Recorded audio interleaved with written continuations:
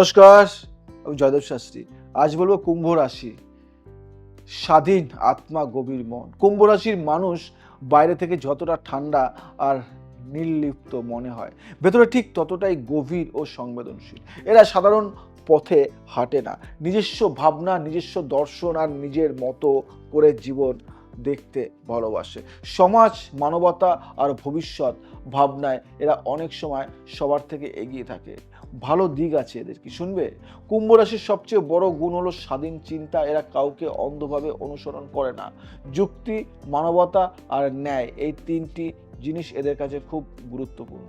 বন্ধুত্বে বিশ্বস্ত, চিন্তায় আধুনিক এবং নতুন কিছু করতে সাহসী।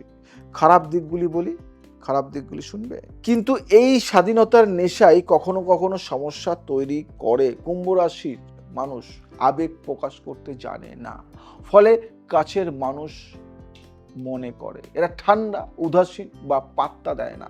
আসলে অনুভূতি থাকে, কিন্তু প্রকাশের ভাষা নেই। কর্মজীবন নিয়ে যদি না বলি তাহলে বলা ব্যর্থ। চাকরি ও ব্যবসা নিয়ে যদি না বলি তাহলে বলা ব্যর্থ।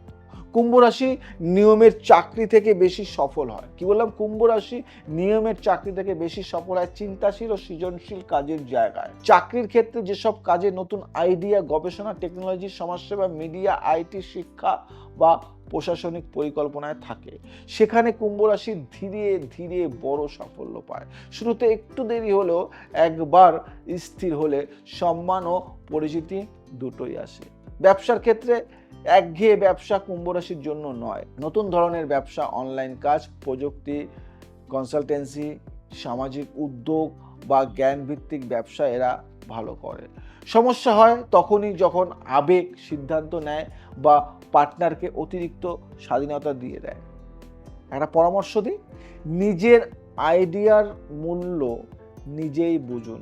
সব কথা সবাইকে বলা আপনার ক্ষতি করতে পারে, এটা মাথায় রাখবেন, এটা মেনে চলবেন। কিন্তু আমি জয়দেব শাস্ত্রী চেষ্টা করি সব কিছু সুন্দরভাবে বুঝিয়ে বলার। আর কুম্ভ রাশির সব কিছু যখন বললাম, প্রেম, ভালোবাসা, সম্পর্ক নিয়ে না বললে কি হয়? নিশ্চয়ই বলবো। কুম্ভ রাশির প্রেম সাধারণ প্রেমের মতো নয়। এদের কাছে প্রেম মানে বন্ধুত্ব, বোঝাপড়া আর মানসিক স্বাধীনতা। এরা খুব সহজে প্রেমে পড়ে না, কিন্তু একবার কাউকে আপন করে নিলে গভীরভাবে ধরে রাখে। সমস্যা হলো এরা ভালোবাসা দেখাতে জানে না, ভালোবাসি বলার বদলে কাজ দিয়ে বোঝাতে চায়, আর এখানেই ভুল বোঝাবুঝি শুরু হয়, তাই না? প্রেমে ভালো দিক, কুম্ভ রাশি সম্পর্কের মধ্যে দম বন্ধ করার নিয়ম পছন্দ করে না। তাই সঙ্গী যদি বুঝদার হয় তাহলে সম্পর্ক দীর্ঘস্থায়ী ও সম্মানজনক হয়, আর যদি বুঝদার না হয় তাহলে তো বুঝতেই পারছো। প্রেম খারাপ দিক বলবো, প্রেমে খারাপ দিক, অতিরিক্ত স্বাধীনতা চাইতে গিয়ে সঙ্গীকে একা লাগাতে পারে। আবেগের সময় চুপ থাকাই এদের সবচেয়ে বড় দুর্বলতা। একটা পরামর্শ দিই, মাঝে মাঝে অনুভূতি প্রকাশ করুন। নীরবতা সবসময় শক্তি নয়, এটা মাথায় রাখবেন, সবসময় শক্তি নয়। অর্থ ও ভাগ্য কথা যদি না বলি, কুম্ভ রাশির অর্থ আসে ধীরে কিন্তু স্থায়ীভাবে। হঠাৎ বড় লাভের চেয়ে পরিকল্পিত উপার্জনে এরা সফল হয়।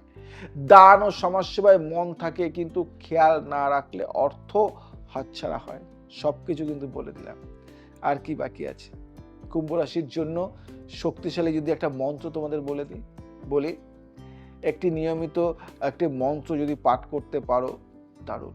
মানসিক অস্থিরতা কমে, সিদ্ধান্ত নেওয়ার শক্তি বাড়ে, কর্মক্ষেত্রে বাধা কাটবে। একটাই মন্ত্র বলি, ওং সৈন্য সচরায় নম, ওং সৈন্য সচরায় নমঃ। প্রতিদিন সকাল বা শনিবার 11টা বা 11:21 এই মন্ত্রটা পাঠ করতে পারেন, বা 11 বার করতে বা 21 বার পাঠ করতে পারেন। কুম্ভ রাশির জন্য কার্যকারী একটা টোটকা তোমাদেরকে দেবো আজকে। শনিবার সকালে কালো তিল বা কালো ছোলা দরিদ্রকে দান করলে এতে কর্মজীবনের বাধা ও মানসিক চাপ অনেকটা দূর হয়। আর একটা বলি টোটকা, শনিবার একটি পাত্রে জল রেখে তাতে নিজের প্রতিবিম্ব দেখুন এবং মনে মনে বলুন, কি বলবেন? আমি সঠিক সিদ্ধান্ত নেব।